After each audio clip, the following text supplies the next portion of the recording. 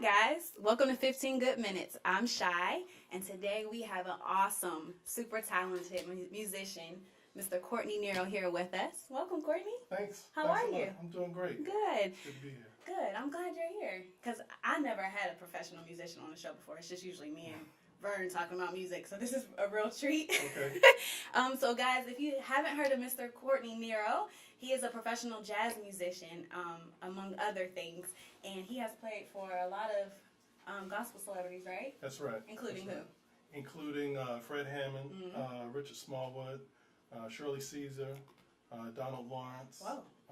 James Hall in Worship and Praise, Oh, wow. Colorado Mass Choir. That's great. Yeah, Woo! yeah, Yeah, I'm excited. Okay. So, being a professional musician, how did you first get into being a professional? You know, it was an outgrowth of just playing music in school. And I'm going to use YouTube to share a secret. I haven't told my sister this, who teaches in physical education, but the reason I first started playing saxophone was because instrumental music class was the only way to get out of taking PE in 7th grade. So that was your way out. That was my way out. Music saved And your life. I went to instrumental music, and I was able to start playing saxophone. And like the rest is history. I played all through junior high and high school. When I went to college, I played in the jazz ensemble all 4 years.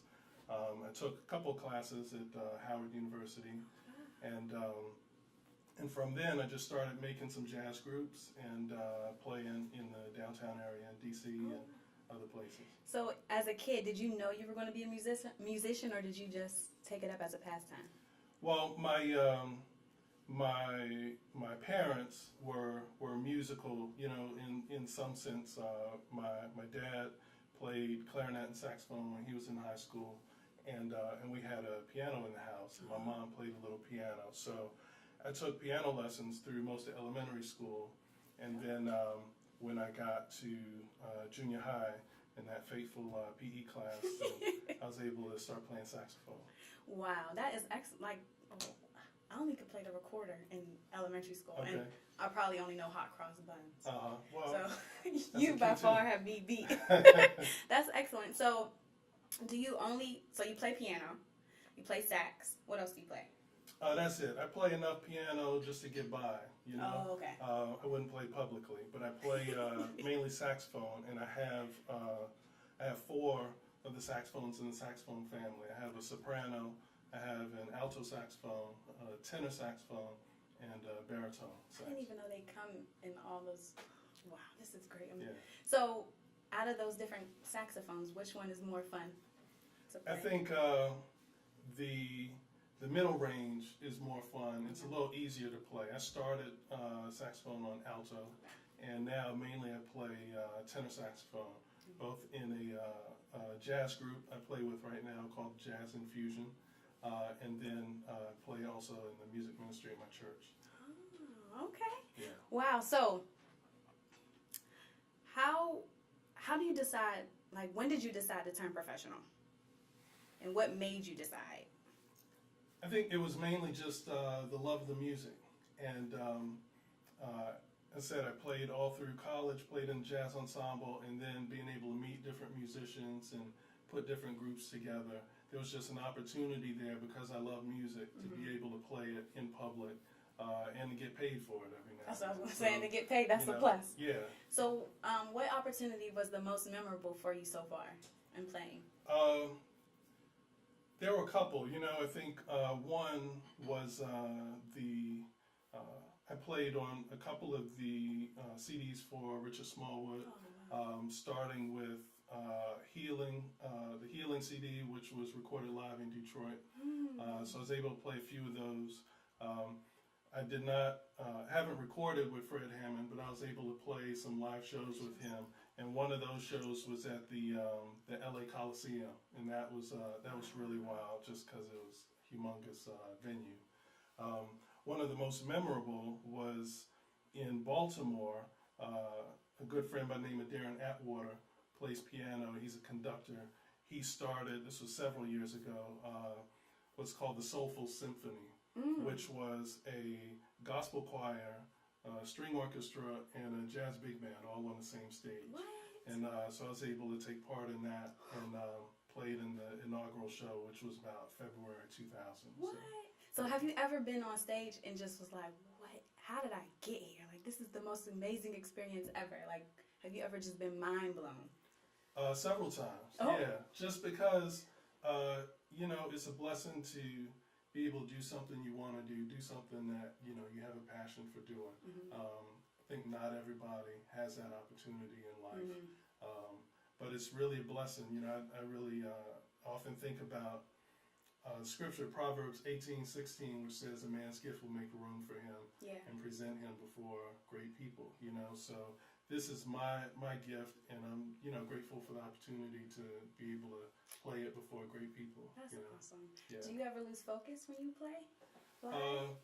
I do sometimes, and it, you know, it's tough because I love playing music, and you know, a lot of folks, I think they look at it with this sort of romantic, you know, kind of vibe, but you know, art is work, you know, so it's something that you have to put the time in, and you have to be consistent to, and also have a mind to be ready to learn new things, because I don't think folks get to a point where sort of they've arrived as musicians. There's always something new to learn, always a new concept, a new place to go. So I just look forward to that every day, you know, and being able to learn new music, learn other people's tunes, or do some composition of my own. So I'm trying to start another CD pretty soon. Hopefully I get that out in the next year or so. Okay, so being a professional, what are the greatest challenges that you might face? Well, I think one of the greatest challenges, just as you mentioned, actually, is to be able to stay focused and not to sort of, you know, rest back and say, well, you know, I got this sort of thing. And keep it fresh. You have to keep it fresh, and you have to just be diligent at it and be consistent. You know, it's a lot like I think of folks who go to the gym. You know, if you can go to the gym and bench press 100 pounds, right, and then you don't do it for 6 weeks, when you go back, you know, you're not going to be able to do 100 pounds. And you not only will you not be able to do it, but you're going to have to work to get back to where you were before you go forward in it. You know, so it's always easier. And that's the tough part, just being consistent. I think that's for most facets of life. If you're consistent, you're gonna get results. That reminds me. So I was trying to learn how to play guitar. Okay. And I was faithful when I first got the guitar, playing all the time, practicing. Then my strings broke. Okay. And it took like months to get them fixed. Couldn't remember a lick after I got them tuned again, and now I'm like starting all over again. Right. So yeah, I understand keeping it consistent and keeping your strength, right, and strengthening your strength, right? Exactly. So you said it, you know, it is a process. What is the process of going professional? I know you just can't wake up and just say, boom, I'm a pro, I'm going to get money. Right. How did you progress? I think the first step was just getting out there, you know, getting out among the network of musicians. And sometimes, you know, you hear a lot of musicians talk about, they use the phrase, paying your dues, you know, and often, you know, that can come in a lot of different ways. One way it may come is that you're taking a certain number of free gigs, you know, or you're going out to jam sessions late at night, because even though you're not pulling in money off of these opportunities to meet other musicians, get your name out there, learn new music or different types of music, and it also just opens up your ears, you know, which is a blessing as well, because it makes you more versatile as a musician. But once you do that and you sort of build a network, and you know, you're consistent in practice, so that, you know, when you're out there you really have something to play. You get known by different people, and you start to get calls every now and then. Yeah. What was your first call? My first call, you know, I started playing at my home church, Greater Mount Calvary, in 1994.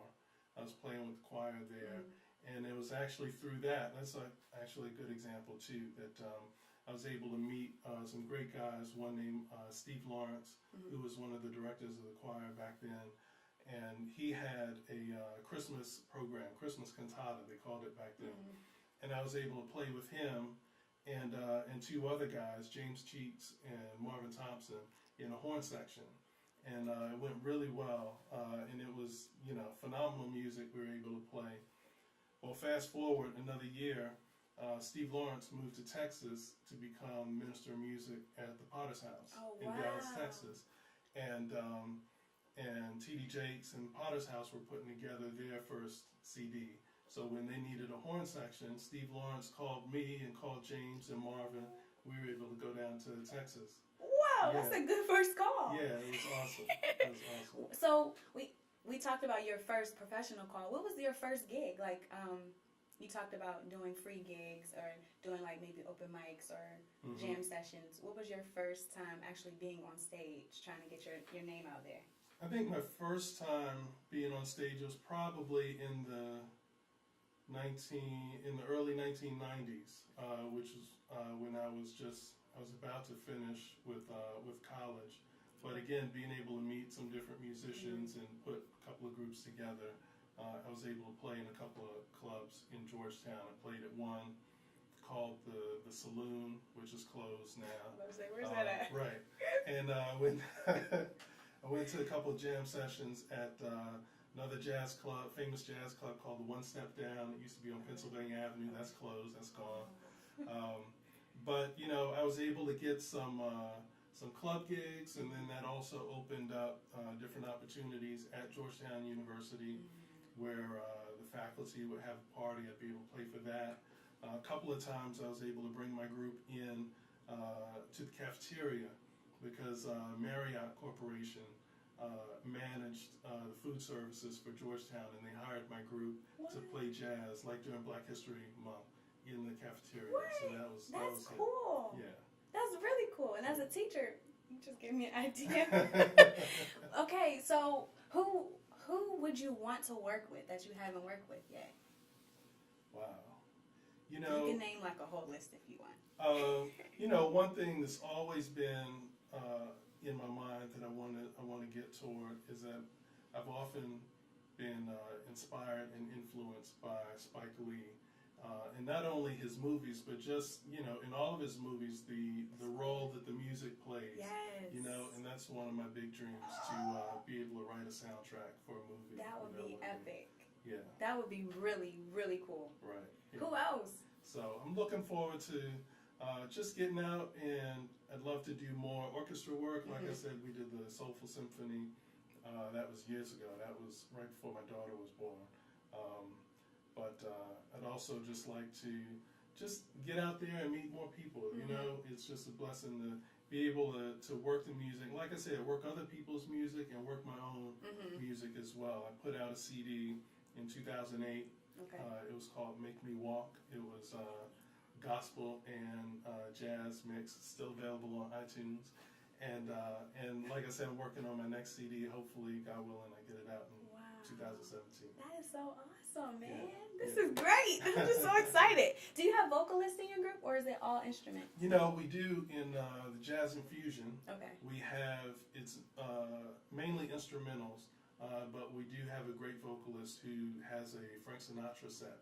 So that really, diversifies our group as well. Yeah. And we call it Jazz Infusion because we play, jazz standards. We play the Miles Davis and Coltrane, but then we also play some Earth, Wind and Fire. We play some Steely Dan.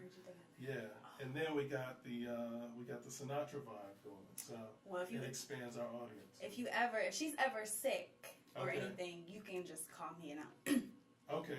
And I'll sing. Bring your recorder too. Well, I don't have my recording. I have my guitar. My guitar I could play. Does it C have all the minor. strings? Yes, this one does. It does. I have them fixed now. So yeah, if you ever need a fill-in, I'm your girl. Okay. One more thing that I wanted to ask you was, what would you tell a young musician or a child that wanted to be a musician? What kind of advice would you give them? I tell them to open their ears, listen to as much as possible, because I heard one person say, you know, when you learn, you know, a lot of people come to music because they hear someone that inspires them.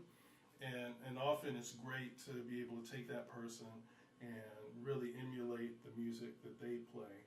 Because even if you could take a Dexter Gordon solo and learn it note for note, but if you play it, you know, Courtney is still going to come out of it. You know, my fingerprint is still going to be in it. So open your ears and just be diligent and be consistent. You know, again, art is work. It's a lot of fun, and I love doing it every day, but it's something that you do have to work at.